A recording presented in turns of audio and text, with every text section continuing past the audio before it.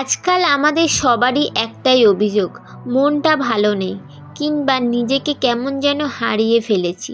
আমরা সারাদিন সবাইকে খুশি করার চেষ্টা করি, সবাই যত্ন নিই, কিন্তু দিন শেষে নিজের কথাটাই ভুলে যাই। আজকের ভিডিওতে আপনার জীবনের সেই 3টে মিনিট যা হয়তো আপনার নিজেকে দেখার দৃষ্টিভঙ্গিটাই বদলে দেবে। ভিডিওটা শেষ পর্যন্ত দেখুন, কারণ শেষের পয়েন্টটি আপনার মনের উপর থেকে সবথেকে বড় বোঝাটা নামিয়ে দেবে। নিজেকে ভালো রাখা মানে কিন্তু খুব কঠিন কিছু নয়, কিংবা সব ছেড়ে পাহাড়ে চলে যাওয়াও নয়। নিজেকে ভালো রাখা হলো খুব ছোট্ট ছোট্ট কিছু অভ্যাসের পরিবর্তন। চলুন জেনে নিই সেই 3টি উপায় যা আজ থেকেই আপনি শুরু করতে পারেন।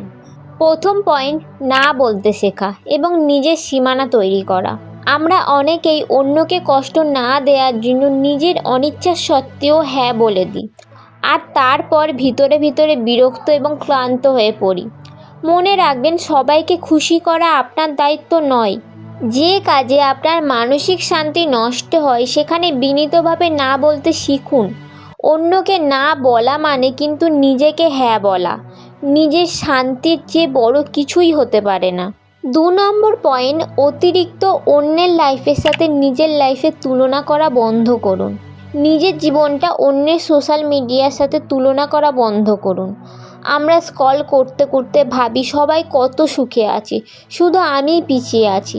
কিন্তু বাস্তবতা হলো, মানুষ সোশ্যাল মিডিয়ায় শুধু তার জীবনের সেরা মুহূর্তগুলোই শেয়ার করে, তার কষ্টগুলো নয়।